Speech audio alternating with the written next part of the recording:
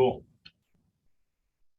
All right. Well, John, thanks so much for inviting me on. It's always fun to talk about real estate and meet new and old folks. So my name is Jared Kott. I am the owner with my wife of a company called Marblestone Property Group. We manage just about 400 units on the southeast side of Chicago. The south side is a gigantic place. So when I say southeast side, I'm 45th north, Indiana border south, east to the lake, west of Halstead, just a big rectangle. And I love, and I think there's a huge demand in the 1 through 4 residential management space. We manage up to, 20, 30 unit buildings, but our bread and butter is in that 2 through 4 space, with people that just want to buy, and most out of state, and say, just hand it over, do what you need to do, make us some money. So that's the management company, and I can tell you a little bit about my background. Some of you have heard this, so sorry, I'll keep it quick. But in 2013, I was an insurance guy, doing pretty well on paper. Although there was this thing inside my core where I just wasn't really fulfilled, and I'm a big believer that something bigger than me made this happen. And I got fired in February of 2013, and I hooked up that Monday with a guy by the name of Taff West, who was teaching Property Management 101 with a company CIC, and that kind of lit my fire. So I went from getting fired to taking a management class to saying, I want to do this. I want to learn about real estate. And I was living downtown in River North, didn't have a car, but I had a Harley Davidson, and I would drive it down Lakeshore Drive, sometimes north, sometimes south. And I always noticed that this is so strange. Like if I leave downtown or River North and I go north to say, wherever, Evanston, the property values in the communities are absolutely beautiful, and the home values are through the roof. And if I turn around and go back to River North and start driving south, and I go 7 miles, everything changes. And I just became fascinated with why that change occurred, and how can you have property that's so close to the lake valued so low in 2013. So I ended up buying a 2-flat. I still own it today. 83rd in Houston. That was my first project. I had no construction experience. I remember the guy that sold it to me was a broker, and he goes, I'm going to tell you, like, there's not a lot of money in this for me, as a broker. It's just, I'm telling you as I see it. He goes, if this is your first deal and you've never worked on the south side, this place will eat and tear you up. So think it over, because I don't want to see that happen. And I don't know. I kind of like it freaked me out a little bit when I heard that, but the other part was like, I'm going to prove this guy wrong. And again, I still have it today. So that's a little bit about me. The management companies, I told you, we're approaching 400 doors. The goal is to ramp it up to 1,000, but do it over time.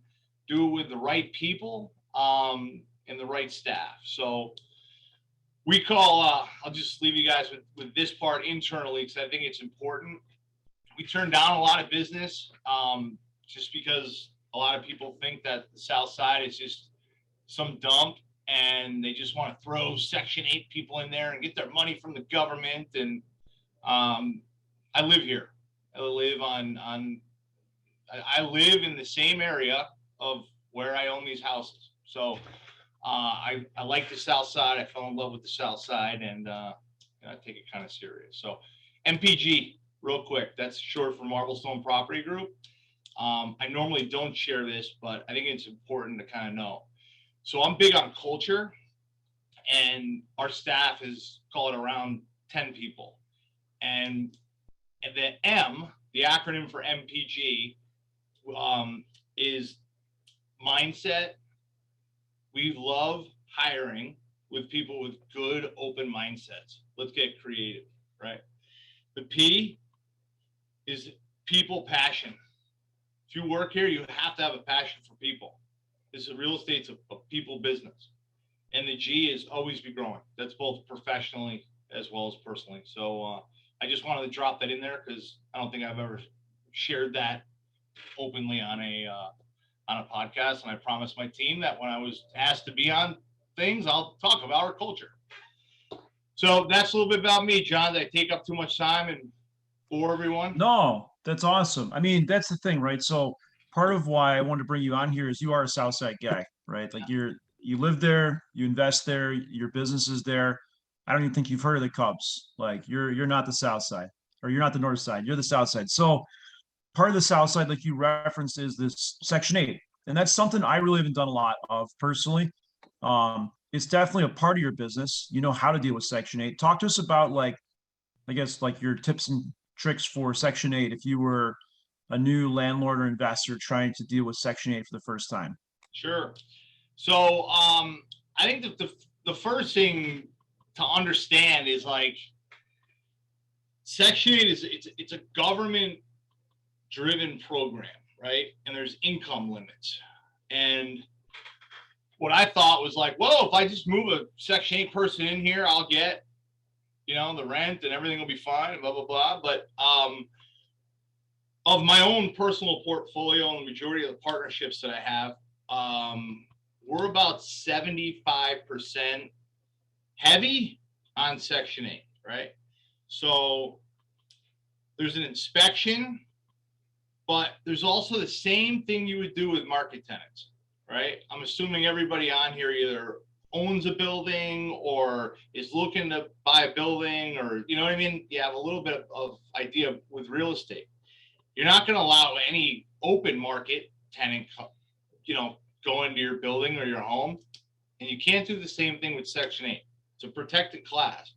But I think one of the most important things is screening, not just background checks with, how the usual stuff. How long have you been there? What's been going on? Why are you leaving? I want to know how long have they been on the program? How did they get on the program? A lot of these things are generational. That's okay. I prefer when people get off of it, but I think you need to screen really, really good. I look at the same way, as I said, with market tenants. Tenant pull. First thing is this: do they make a commitment? Yeah, let's meet in front of the place 1:00. Leasing agent's going to be there at 1:00. I asked the leasing agents, were they there on time? Were they there early? If they're driving, here's a good technique. I always would meet them when I was doing it at the car. Kind of do a little wave. I don't care what kind of car they drive, but I kind of want to peek in that car. Is there McDonald's bags everywhere? Is it disgusting? Because if that's the case, that's how your house is going to be treated. It's the same sort of thing. You got to also know there's positives to this program. Inspections annually. Some people, you can make the argument to go, that's a bunch of crap. I don't want the government, coming in here, doing an inspection, telling me I need to fix this. I actually like it. I like it because within a year, participants know that there's going to be an inspection. So what we do is a biannual inspection. So nothing can get away from us, too far. No one get too far ahead of us if there's a problem. So believe it or not, where you guys are operating, there's a program called I might be off by the lingo a little bit, but I think it's called the mobility program or mobility zone. That was opened up because it is south and west side heavy, these programs. But there's some really, really good people on this program that just don't have income to support their life. So the government's helping them. If you qualify, if your building qualifies, right, the location for mobility program, I believe they offer like a 2-month, say the rent's $2,000. They'd give you $4,000 up front. And if the rent, say it was $2,000, this isn't a science or an art, it's just a general, it's like 20 to 25% over market rent. And the idea behind that mobility program is to incentivize landlords to get into the program outside of the south and west sides. Does that sort of make sense? So I don't think a lot of people really know that. I think they think it's just this low income sort of thing, but you know, it's not the case. It's all over. So. Jared, I have a couple follow-up questions, and audience, feel free to jump in if you want to, because this is one of the spots I wanted to hit tonight. What percentage do you feel like, just ballpark, of the rentals you guys manage are Section 8 versus market rate? So about 75% is subsidized of some sort, whether that be Section 8. There's other agency programs, could be for housing for veterans. We work really closely with programs with women, like battered women, to help them find housing when they have issues. But it's 75-25, just sort of evolved that way. Inspections are a little bit of like, they're just a pain in the ass, which I said before, there's benefits to that, and then there's also like non-benefits. I think there's not a lot of consistency also with the inspectors. That drives me nuts. So I gave you kind of the good. Money comes in. There's a little, not that you want to play this game, but there is, I believe that there's leverage, right? If a cash paying tenant stops paying you, what is your leverage, right? It's like, well, we're going to give you a 5-day. Okay, well, if they don't pay, you go to court. A person who's on the Section 8 does not want to lose that voucher, right? Work that out. Talk to the program. Let the program know that you can't come up with your certain portion. But with the inspections, you know, they'll tell you, like, there's I wrote down a couple notes here. There's some fail items that are pretty common. So they want simple things like smoke detectors, but smoke detectors need to be within 15 to 20 feet of bedrooms and kitchens, things like that. No chip paint, you know. So if you're doing a decent rehab and it's not a slum joint, you know, you're gonna be pretty good. I think a lot of people get freaked out by that. Like, what about all this paperwork, and what about that? You get what's called a voucher number. You run it through your company, and every month that money will be there on the first. I will tell you, during the pandemic, I was like many people, like just overall, like, with uncertainty, but I knew that housing payment was going to come in from them, and I wasn't sure about market rate tenants. So I don't know. I found some stability in it. I don't know if it works everywhere, you know. So. Does anybody else have any questions for Jared? Yeah, I'll jump in. Do you have to pre-qualify your building before you can rent to Section 8 tenants, or do you get a Section 8 tenant applicant that you want to approve and then go through the process? Like, what's the order of operations on that? Yeah, that's an awesome question. So the building, it's the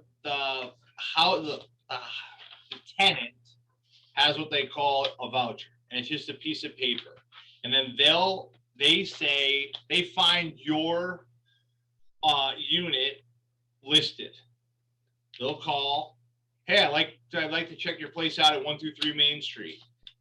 A lot of tenants say, do you accept Section 8? Let me tell you right now, it's a protected class. So if you ever get that, then there's testers out there. You need to just say yes. Say yes. You're in a lot of trouble for saying no. So they have the voucher. They find Margaret's place online. Margaret's like, I like the woman. We did screening. Everything works out. They'll then schedule an inspection for that unit. Let's call it a 4-unit building. Okay, they're going to go in. Here's a ticky-tack one. On a 4-unit building, for example, the housing voucher tenant wants to rent your unit 3 in this example, a 3 must be on the door. I don't know why, it's silly, but that's the way it is. So then they'll send an inspector, they'll send you an email and they'll say, Margaret, Miss Susie wants to, we have an inspection this time. They'll show up, they'll look around, they make sure the hot water works.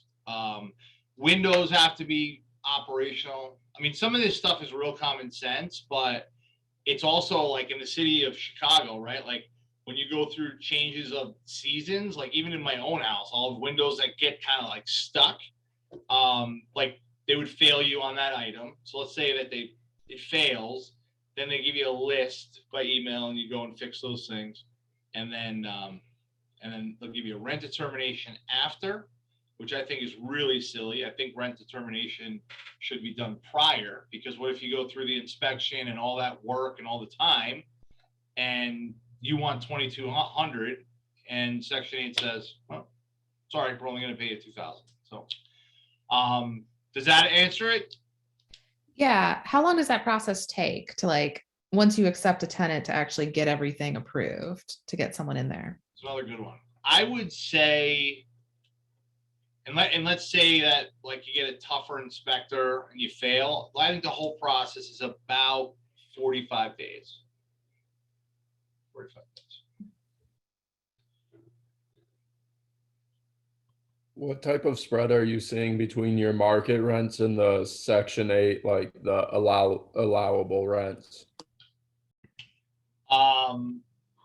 Spread by, like, if I had a 1-bedroom and it was a market tenant and that same tenant was Section 8. Yep, exactly.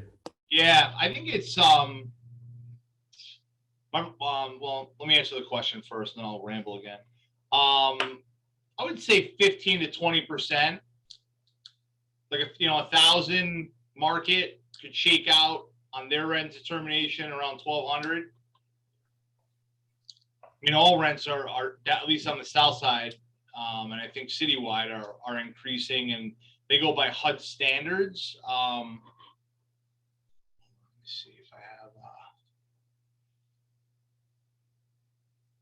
Yeah, so these are latest standards. Like a studio is $995. A 1-bedroom's, call it 1,200. 2 bedrooms, 14, 3 bedrooms, 1620, and 4 bedrooms around 2,000. So what happened, like, here's kind of an interesting issue that the program is going through now is in 2015, rents were a lot lower than what they are now.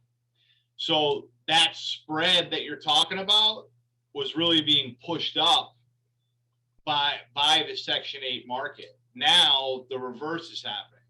There's areas that were kind of like on the fringe, but call it a 1-bedroom is 1,200. Well, there's 1-bedrooms now on the south side in areas that would be 1,800. So the math doesn't work there anymore. And it's not in a mobility zone, which is why they kind of created that. But the spread is worth I think I'm a big believer in it. The consistency and especially with like single family houses. I do a lot of those with Section 8 tenants, and I wish I had like really raw data, but I mean, I've got what I call legacy tenants that have moved in 8 years ago and are still with me. They're not leaving. So, Jared, along Thank those you. lines, the other kind of main topic I want to talk about is, where do you see opportunity? So you manage a lot of units on the south side, you own down there. If you were somebody that's looking to buy down there, which neighborhoods do you think are up and coming? Which ones are exciting to you? Where's like the development happening? Maybe talk to us about that. yeah, listen, guys, I don't want to be the bearer of like bad news or the downer here. And like, I have nothing to sell. I'm just a straight shooter. I myself, I bought 2 buildings in 2 years. I think everything is increasing including interest rates, right, at prices that are moving just a little too fast for my liking.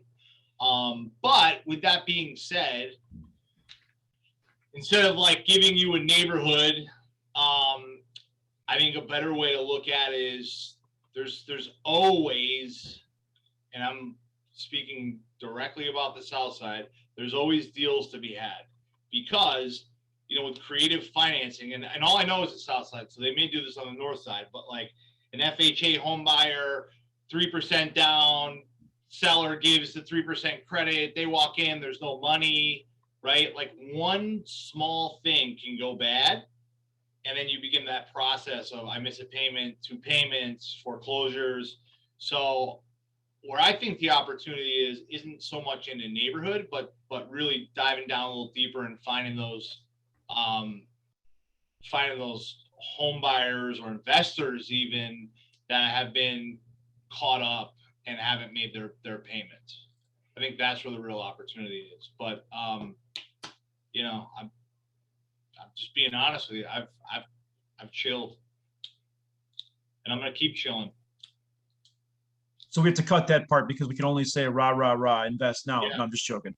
So I really, but here's the other thing. I mean, there's also like, okay, you sell something and you make a lot of dough because you bought it in 09. You know, there's reasons to park money for 1031 exchanges, right? But to tell a group like this is the hot area, I'm not comfortable doing that. that's okay. I think everybody knows that the entire world is overheated right now. I think we're all aware of that. Yeah. Prices are up everywhere. There's not a lot of easy, like low-hanging fruit. If this was easy, everybody would be doing it. Though. Yeah. So that's all right. This is the group that's, that's interested in being this for the long run. Maybe let me ask you a different way. I think myself included, right? I grew up in far north suburbs, almost in Wisconsin. So I'm from Chicago, but not really, right? Yeah. I made it all the way to the western suburbs, and the South Side is still an area that many of us have never really explored. What are some neighborhoods where you feel like, man, there's just great buildings here, great opportunities, great architecture? Why do you love the South Side, and what is it that everybody in the North and West is missing? What do you see there that we don't see because we're not down there? Well, so one thing is like, I mean, there's like some awesome, authentic Mexican restaurants. Not only like in the Pilsen area, but the neighborhood that I live in, it's called the East Side. That's where my wife grew up, and that's where we live. It's kind of weird. It's called the Avenues. Like a lot of people are like, what? We don't understand. What is that? Like the streets are literally, it's state line, B, C, D, E, all the way down. I think it stops at like K. But I love the fact that it's close to the lake. You know, it is literally so Avenue E. I'm not smart enough to figure it out, but if you back up E to state line, however many blocks that is, let's call it 7, you're at the lake. And I got into running, and I'll leave work, so I walk home sometimes, and I'll jog to the lakefront. And to be honest, I don't really see it being used and utilized as much. Obviously, nowhere near as much as the North Side, but those are hidden treasures. There's bike trails all over the place, good restaurants. Is there crime? Yeah, there's crime. But there's crime everywhere in the city. I like the fact that there's low taxes. I live in a bungalow, 4-bed, 4-bath house that we redid, and I think my taxes are under $3,000. It's cheap living. I can get to Indiana really quick, and I think it's great. And I do think not only like a general statement, like the overall market's coming back. I do think that the South Side I don't want to say caught fire, but it's like broken through a ceiling that hasn't broke through before. A lot of people are like, oh, this is the same as 07. I don't think so. I think not in terms of the environment, but in terms of like the buildings being put together more properly, right? The financing being structured, people having more education on how to screen tenants. Like I think I think the South Side's here to stay. And if I were to pick one neighborhood, I would look South Shore and areas around. It's a small kind of pocket, all around that university. You know, you get too close, you got to find it where it's not already, the waves already hit. Woodlawn area, you know, anywhere along train stations are pretty good. So yeah, I don't have to fight over parking. It's just simple stuff. I'm a simple guy and it works. And I realized too, here's probably one of the biggest things was the notion of the whole thing, right? So if we rewind this whole thing and go back to when I was telling you I lived in River North and I was doing the insurance thing, like when I told my buddies that I was going to go to the South Side and go mess around with some 2, 3, and 4 unit buildings, like they thought I was nuts. They thought I was absolutely crazy. Now those same guys are in the industry going, hey, you got any deals? Because we got some money and we can do something. I'm like, you know, right? I don't need the money now, but I needed it then. You know, it's not like you're going to drive on the South Side and someone's just going to shoot you. That's not how it works. And it's never happened to me, thank God. But I'm out down here every day. It's not as bad as they make it out to be. One other kind of angle on that I was curious about is, do you feel that there are operational differences in the South Side versus other areas in the city or the suburbs? Maybe that's a loaded question because you've operated there pretty much the whole time, but I know that you talked to a lot of other folks that I talked to that cover different areas. What are some things you feel like you need to do differently to be successful on the South Side? Sure. Well, I could tell you firsthand from my own portfolio, which is on the South Side, and the majority of stuff that we manage. It's higher touch, right? So it's lower entry point, but higher touch. What does higher touch mean? I don't want to say all, but let's say 30% of our portfolio is not employed. Okay. So the difference is more people in one house staying there longer. Whereas if a family where kids will go to school and mom and I go to work, blah, blah, blah, blah, blah, the house just isn't being used. There's constant, it's high touch, constant break and fixes with things. I think tenants are a little bit harder on the properties. I don't want to say all, but they don't take care of it as much. All this stuff kind of goes back to the screening. So I don't want to say, you know, just Section 8 or just South Side, because I've got buddies all over the city that invest in different areas, and we've all had our own war stories. But generally speaking, you know, the apartments and houses take a little bit more of a beating than they would in other areas. Oh, that's awesome. Anybody have any questions for Jared? Because I think it's an interesting opportunity to talk to somebody who really has dug in on the South Side in a way that I have not. So feel free if you want to, we can kind of transition to question and answer at this point.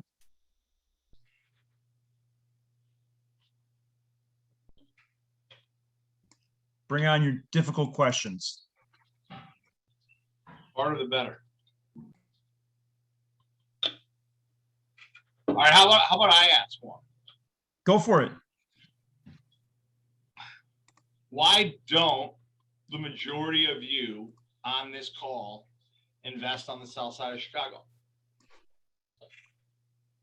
My husband said no. Fair. I could go. That's an easy one for me. I was very, very invested locally here in the western suburbs before I even realized that the South Side really had opportunity. And I have done a very little bit of leasing in South Shore for a buddy who owns a 6-flat there, who does not live in the area, and had an overall pretty good experience. And we found some solid tenants 3 times in a row for him. And he's a pretty happy camper with the tenants. And then, so I definitely saw that it could be an area that you could operate really well in, but it was a 35 to 40 minute drive one way to lease. So It Yeah. was not as much fun to lease as the stuff that's 10 minutes from home. Yeah, it makes a lot of sense. I wonder too, like, I mean, that's how, I mean, how I got done. I mean, in my wildest dreams, I never would have thought, right? It's like from corporate downtown office, right off of Wacker Drive, living in River North, like, how the heck how did I end up here, right? And it's like, sometimes I reverse engineer my own story. And, you know, it's like, it was just, for me, it was an entry point. It was like, these things were so cheap. So like, if I don't really know what I'm doing and I screw up, like the worst thing that could happen could be X, right? And X would be the amount of capital that I chose to deploy or use to, you know, make or bust something. And then, and I'm a big believer in my own kind of strategy is like, if you're going to do something once, like just learn to maybe scale that. And then, so if your first one's in Berwyn, right? Like do 20 in Berwyn, right? And that was kind of how I did it. That's how I ended up here. So I just figured I'd throw that out there because it's always interesting to me when I ask people like, how'd you end up there? Right. And everybody's got a story. Everybody's got a story. So. What recommendations would you give for an out-of-state investor? I have plenty of family who resides in the south side of Chicago. However, I don't want them knowing what I'm doing on that side of town. So the question is, how would what? Twofold. One, how would me being an out-of-state investor look coming into south side of Chicago? Secondly, I guess in some areas, trying to keep it silent from relatives who live in the area. I don't know, like the second part, I would probably like just go against my own core values of like, I'm just an honest guy. So I don't know how to answer, like how to keep it quiet. Everything I do, I try to sort of announce, I want the world to know, but how would it look from an outside investor? I think, again, it's sort of just truthful of, hey, like these are lower end properties. There are issues, but the truth is many areas are very close to the lake and there's tons of people investing and making money here. So for the out-of-state investor, I think the big thing is like the transparency up front, knowing like, let's just break this down. I mean, when I get calls all the time from, I call it coast money, right? So like California or New York, even outside the country, they are not coming to the south side of Chicago to help families live better. They're chasing yield. And I think that just needs to be upfront and brought to the table. Like, if you're gonna chase yield, that's fine. But what is that, you know, what is the strategy to do that, right? You got to buy correctly, you got to clean it up, and you got to make sure you do it in an area where you can find contractors that want to go. Because not all areas are war zones down here. But I've had one guy fly in from Tahiti, and he did his research like online and watched the YouTube videos and saw all the bad stuff. And when he got here, he was amazed that like his expectations of what it was going to be was much higher than what it actually was. And he was impressed, and he's been an investor for years. So just be transparent about it. Because there are good areas, but there are some real bad ones too. We have a question in the chat there. It's a pretty good one. So I see so many awesome buildings that are brick or frame in the south on the MLS with potential for the BRRRR strategy, which is a bigger pockets term for those who don't know: buy, rehab, rent, refinance, rinse, get wealthy, and never put any more money in again. But you're saying even those are likely overpriced at this point, based on your experience.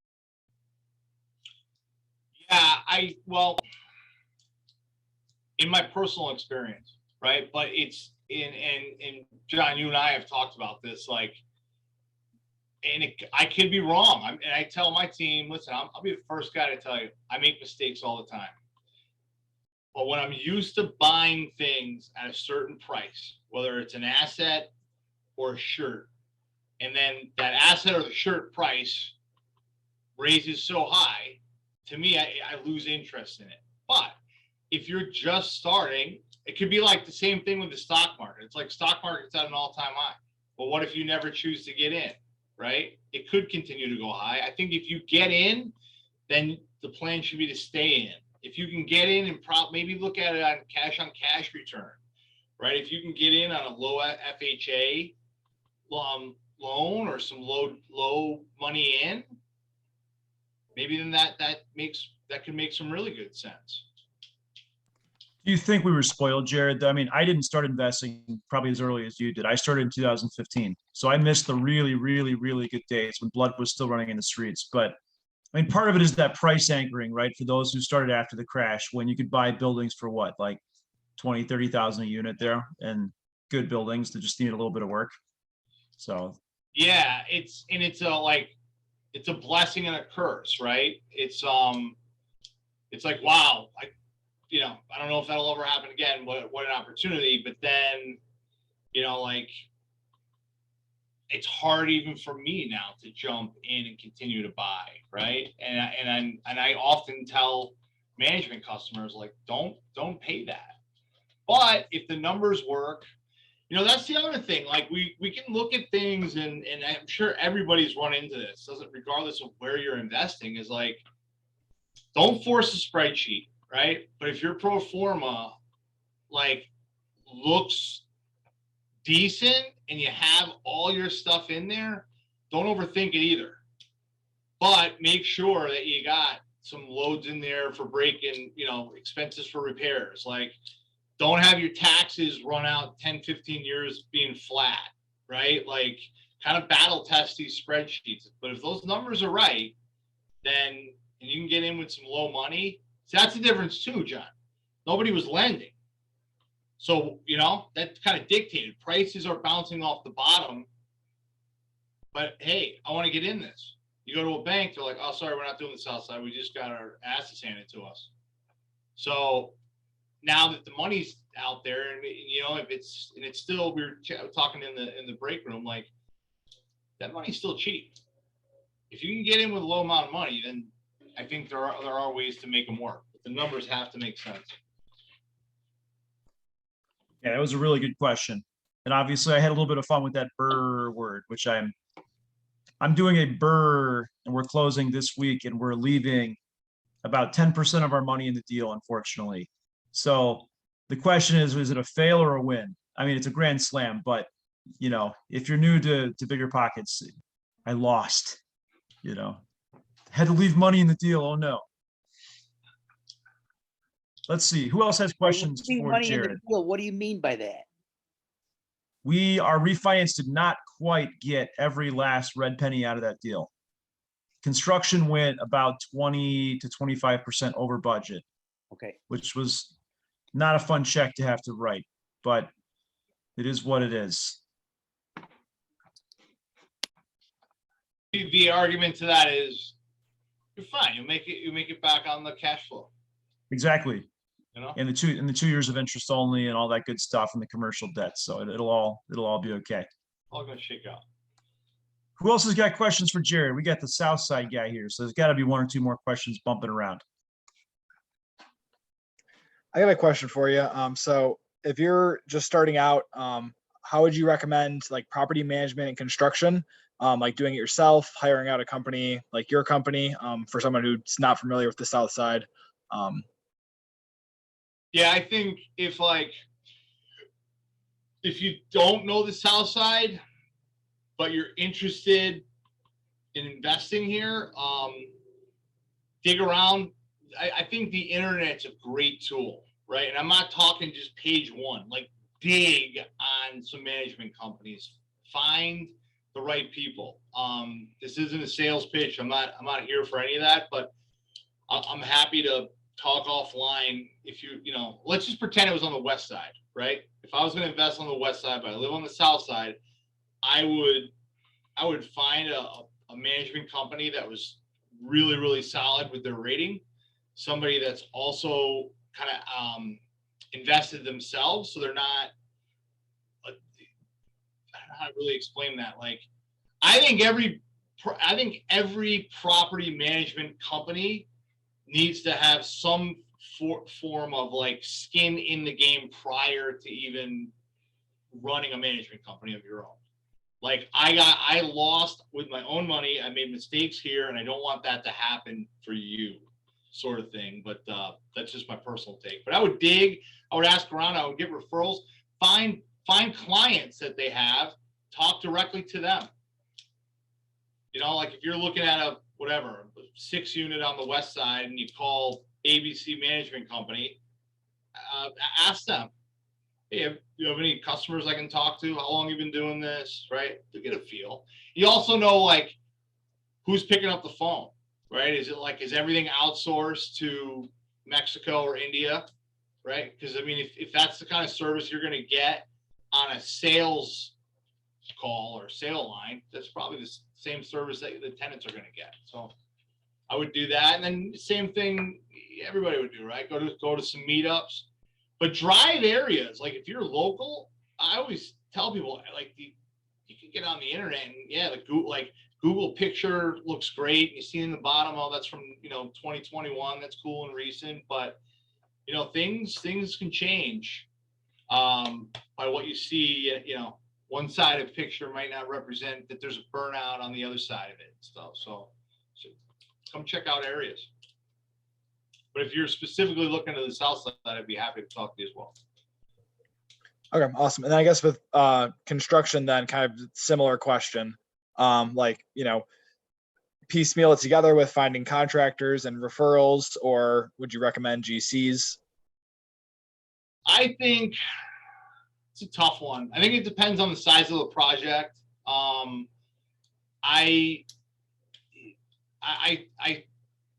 Construction's tough. I've been whacked around with different sorts of getting burned with contractors. So not that this is going to help you. I'll give you something that'll help you and you can take away. Let's say you find a GC.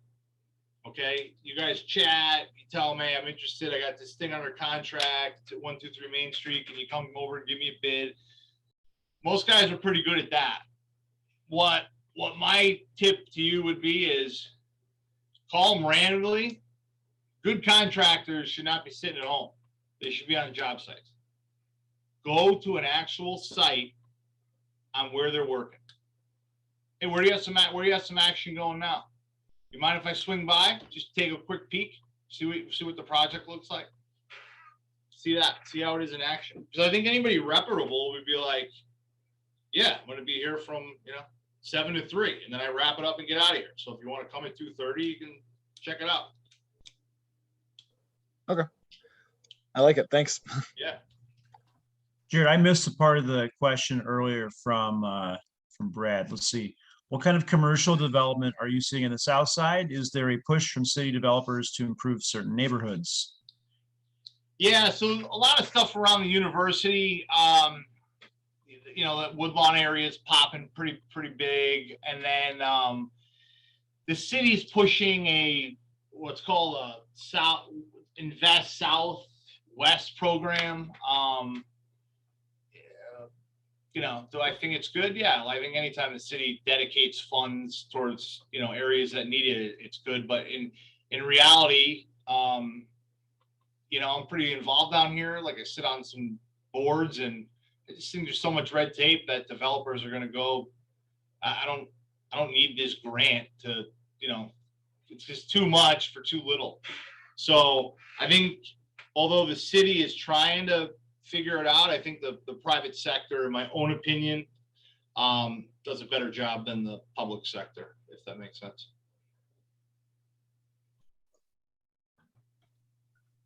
Awesome. Who else has questions for Jared here? Hey Jared, here's Barish. I have a question for you. I think you mentioned a lot of the properties you manage are 2, 3, 4 units, like more on the smaller side, right? Yeah. Do you have anything on the what's the largest size, or what are the largest sizes that you also manage there, or is it all just 2, 3, 4s? No, we've got like the majority is in the 2, 3, 4. Just it was like super easy to finance and pick up during the time we were acquiring. But I have some larger buildings in the West Pullman area. There's a 12 unit. Roseland, there's a 8, a few 6s. But I personally, I don't know. I stay away from stuff after like 30. Just it's too much. But you broke up at the end. Did you ask what was the largest that I had? Yeah, and I was also going to ask you, I think you mentioned you have staff of 10 people, something along those lines. And Yeah. like, what is the structure? Like, is it, do you have also contractors, or do you just sub that out and you just kind of have like office people, or how does the structure work? Yeah, so myself included. So I'm here daily. My wife handles all the financing. We have 2 in-house property managers, so that would be like outward towards owners, and then we have one dedicated, like kind of an assistant field, which is more tenant related. Out 2 full-time W2. I don't want to call them handyman because they do more than that. But anything that needs like a license, that we go third party. It's just what I don't want to get into is a construction company. Just it's not my bag. Maintenance, not a problem. But big, heavy construction, blueprints, all that, no, we don't do that. So do you have a preference for managing the 2 to 4 units, or is that just kind of what was primarily in your portfolio? You kind of say you stay away from the bigger ones. Like, why do you lean Yeah, on well, them? in the neighborhood where I was buying the housing stock, there was a steel mill town, and it like everything was just designed 2 through 4, and then a lot of these mixed use buildings would have like like a bakery on the bottom floor and stuff like that. They're just the actual true inventory of where I was buying, which was in a neighborhood called South Chicago. Everyone thinks that that's like the area, but there's a neighborhood called South Chicago. Just there's no like 6-unit building, so I just stayed away from it. But then when you get to South Shore, they start getting higher in mass. So it was what I was buying, and I think I don't know if I got into this in the break room, but like Marblestone wasn't designed for third-party management. It came about through my accountant, who basically after like a year was like, what the hell is going on here? And I was like, oh, I've been buying the properties and doing. He's like, who's the management company? And I'm like, no, I'm the guy. And he's like, no, you got to create one for tax purposes, and you got to operate this thing like a business. So there's a holding company name, and then which isn't branded, and then there's Marblestone, and the checks went to Marblestone, and then it would pay the mortgages, and round and round and round we went. And yeah, that's just kind of how it started. And today, the 2 through 4 stock is, and I learned this recently. I am not an attorney. I'm not saying that you should or shouldn't do this. I'm just telling you openly a conversation that I had, which I was like, really?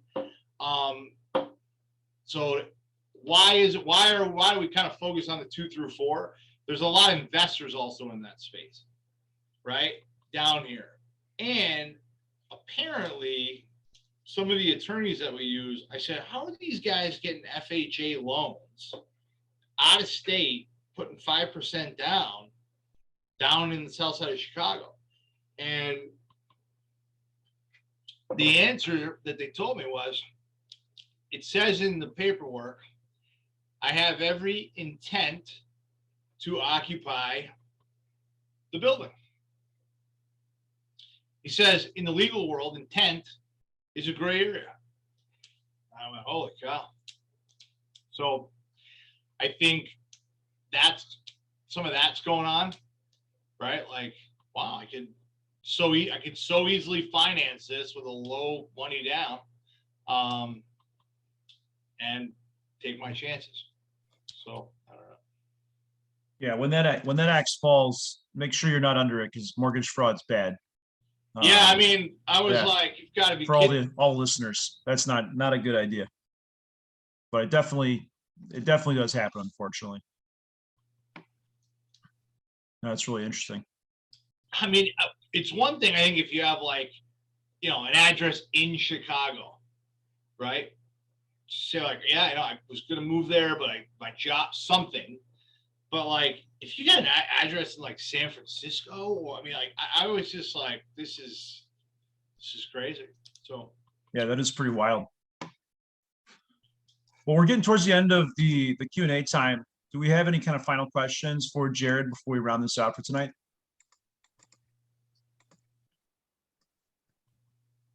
I would just make the comment on that last conversation that I think the people who say they're going to own or occupy and don't are banking on the fact that they're not going to get caught. And they probably won't. But if they do, it is mortgage fraud. yeah. I mean, right. To me, there's no gray area in that. I 100% agree with you. Yeah, there's better ways of making money than cheating. That's the beautiful thing about real estate. You can do it the right way and be just fine. And you can do it anywhere. Yeah, You know?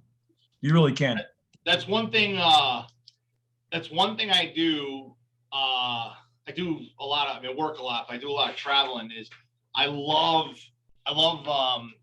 You know, grabbing like the real estate, not the newspaper, but like those local papers in different towns, and looking at different like lake houses and homes and how much they're going for and stuff. And I went. My wife's brother lives in California, and I mean, I just started flipping through a pamphlet. It was like there was nothing under. It was a nice area, but there was nothing under $1.5 million.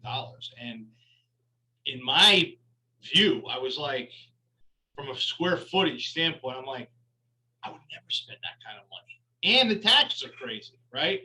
So it's amazing but there's still investors out there, right? It's amazing what people can do with real estate. It's and it's a long game. I was talking to John about that earlier. You know, sometimes you feel like, you know, man, it's a bad decision. I'm losing my mind. Like, just if you ever feel like that, know that you know, everything is solvable. You know, try to make it right. Do right by your lenders. Be honest. Get into the deal. Buy it right. Sometimes tenants are going to do you wrong. Like, it's just part of the game. But eventually, you're going to go, this is unbelievable. I caught appreciation.